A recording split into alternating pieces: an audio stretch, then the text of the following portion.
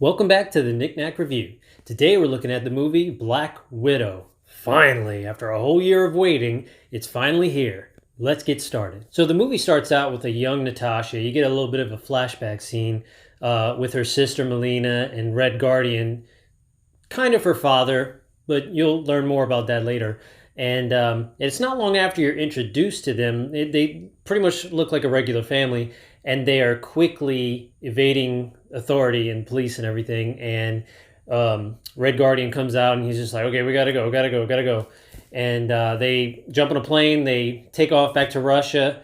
And as soon as they land, the masks come off. You know, not literally, but they revert back to their espionage ways. And Natasha and her sister, they're just like, no, that's my sister, don't touch her. And it's like, that's not your real sister, you were just acting. And to see that emotion in the little young Natasha was actually compelling. It's like, whoa, that's kind of a nice start to it. And after that, you get the intro credits. And during the credits, you kind of see a little bit of the backstory. I kind of wish they would have shown more of that, not in the credits, like her training in the Red Room, and how she got so skilled and fighting, and you saw all the other Black Widows. And while it was a nice montage, I would have liked to have seen that a little bit more fleshed out. Not much, you don't have to go too much into it. This movie is already technically a flashback movie. This movie is actually set right after Civil War and right before Infinity War, just in case anyone's wondering. Literally see, right after Civil War, you see Natasha talking on the phone to General Ross, and General Ross is like, "Yeah, we're coming after you, blah blah blah. We already have Barton and the other ones in custody." And I'm guessing it's right before Captain America breaks the rest of them out of the what's the prison? The Raft. That's it, the Raft. And it's right before that, I'm guessing. And you see Ross kind of sickly, like. At first I thought in the trailer that he was they digitized his face to make him look younger, but he almost looks a little sickly, and which was weird because I feel like they're kind of retconning this a little bit, because in Infinity War he did not look sickly even though he was a hologram. So I guess technically you couldn't see the detail in his face, but he looked like he was, like, his face was sunken in just a little more, and he just a little more pale, but again just very sickly. I'm thinking that has something to do with what they're trying to set up. And what they're kind of trying to set up is the Thunderbolts. And eventually, spoiler alert for anyone that doesn't know this, General Ross is sickly in the comic books, and he goes under an experiment very similar to what Bruce Banner did, and he becomes the Red Hulk. So he's essentially, that's exactly what it is, the Red Hulk. He's the Hulk, but red, but he's very aware of what he's doing. He's not like, it's not a separate persona, it's the same person. So I think that's what they're trying to do. They're set up Red Hulk, and I'll get more into that towards the end, but I think that's kind of where they're going with that. Now, the tone of this movie is very, very Bourne Identity, much like The Winter Soldier was.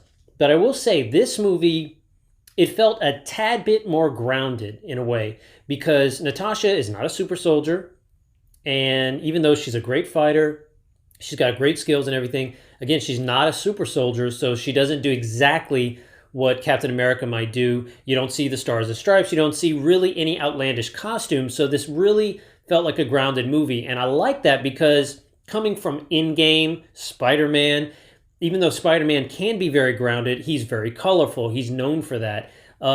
This movie did not have that. It was very gritty. You're kind of going all over the world type of scenario, but I like that. And I like the tone that they went with. And I must say, the choreography, good Lord, in this movie, every fight scene, it did not feel the same.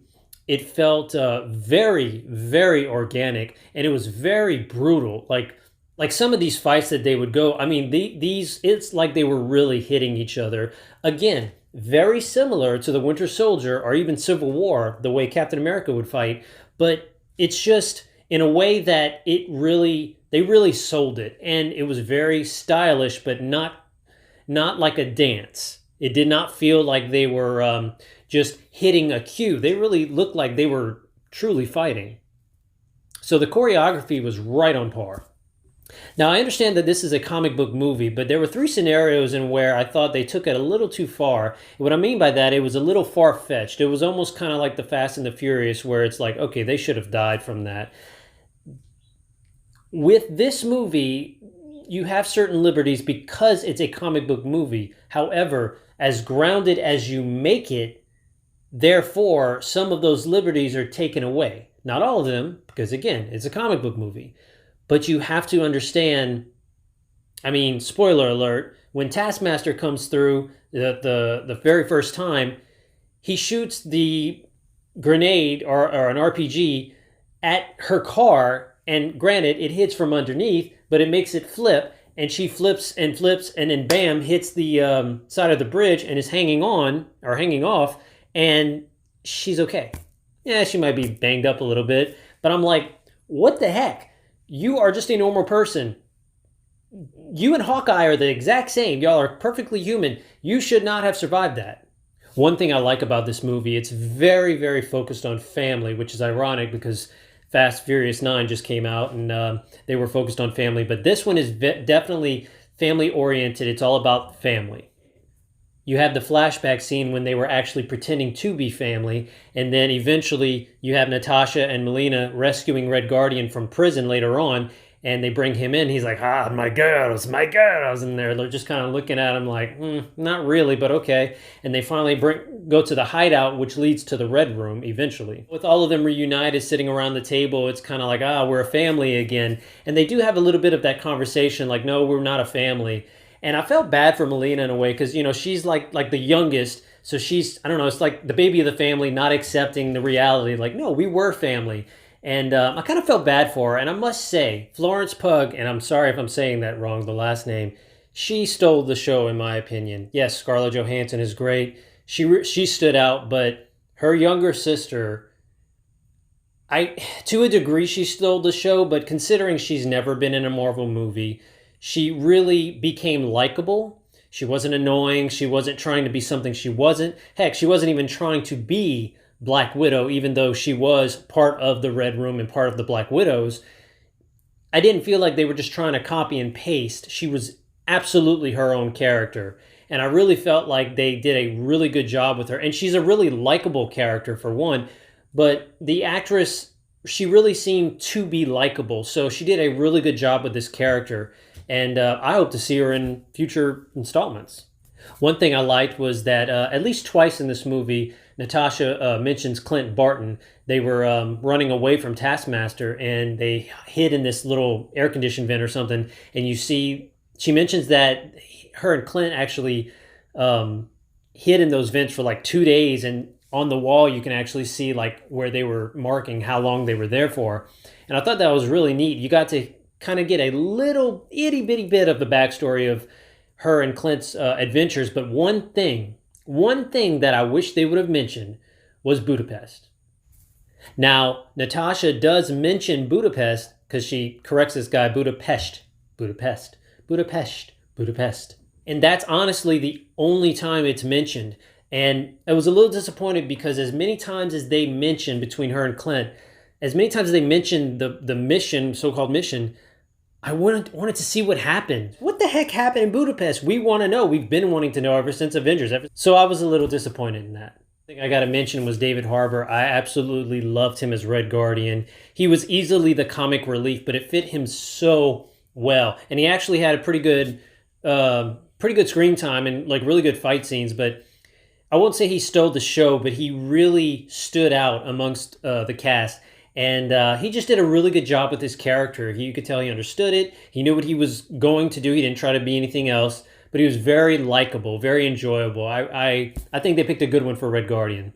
One thing I will say about Taskmaster, that they treated this character very differently than I would have. They did not stick with the comic book accurate Taskmaster. And while it wasn't the worst interpretation of Taskmaster you could have gotten, the character didn't talk.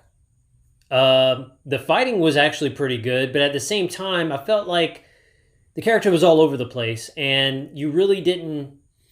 I don't know. I guess I feel that the hero is just as good as the villain, and if you have a mindless villain that you really know nothing about is just coming after you, I don't know. It's I don't know. It kind of reminds me of like Jason or Terminator, but like in a completely different way, but like worse. Like I didn't find Taskmaster menacing. Yes, a challenge, a worthy opponent, but not menacing like the Terminator that's unstoppable or Jason that was unstoppable. Just felt that this character was being controlled, and it just it did not hit the mark as far as a good villain, but yet I still like the character because as far as the skill set, they stayed true to the skill set. But as far as the what the character was and what it was all about, that's where they kind of messed up, in my opinion. They could have fleshed this character out a whole lot, gave this character a backstory, made him a lot more interesting, but they missed the mark on that. And I guess it's forgivable, but at the same time, I think they really missed a good opportunity there. Now, I will say this, the only bad thing about this movie, there wasn't a sense of urgency or anything that made me really worry about Natasha because, well, you know what happens to her later on in Infinity War and in Endgame. So there was no concern for her. So it was kind of like, okay, well, we know where we're going to be. You just didn't know anything about the rest of the characters. And so therefore, it was kind of like this movie unfortunately came too late. However, it delivered well, and I thoroughly enjoyed it. But it should have happened in the timeline that it happened. It came right after Civil War. To me, that's when it should have happened. Captain Marvel was the first female superhero in Marvel to have her own movie, but it should have been Natasha. Because this movie was far better than Captain Marvel, in my opinion. As a whole, I would say this film was a really good time. It was well paced. It didn't try to rush anything. Maybe a little bit here and there, but like as a whole, it didn't try to like hurry up anything. It didn't feel like it tried to put things in the movie that wasn't necessary just for the fact of putting things in the movie to make it more interesting. No, it really started where it needed to start, right after Civil War, and it ended where it needed to end. And honestly, it was kind of right before Civil War. I'm sorry, Infinity War. I didn't want to have my expectations really, really high for this one, considering it took a whole year, understandably, with the pandemic, to come out. But I did not want them to make a movie just to make a movie. I wanted it to make sense, and it actually did. So bravo, Marvel. I would definitely go see this movie in the theaters twice. All in all, I thought this was a great film. That about does it for me. Let me know what you thought in the comments below. Tell me what you thought about the movie. Let me know what you liked, what you maybe didn't like. And I'd love to hear from you. Oh, and while you're there, don't forget to... Well, you know what to do. As always, I am Clint the Knickknack, and I will see you on the next one.